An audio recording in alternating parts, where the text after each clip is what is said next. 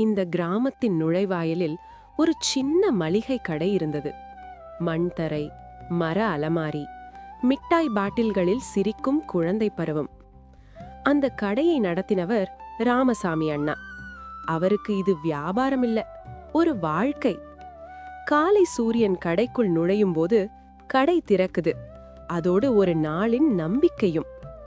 அக்கா, 1 ரூபாய் மிட்டாயின்னு குழந்தைகள் கேட்கும் குரல், கணக்கில் எழுதிக்கோன்னு பாட்டி சொல்லும் சிரிப்பு.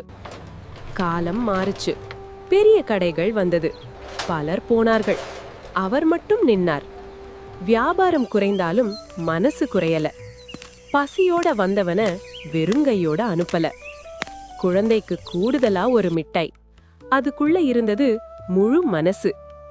நாள்கள் ஓடுச்சு. பெரிய கடைகள் மூடினது. ஆனா இந்த மளிகை கடை இன்னும் எரியுது. ஏன்னா இது பொருள் மட்டும் விக்கல, நம்பிக்கை, மனிதநேயம் அதையும் சேர்த்து வித்தது.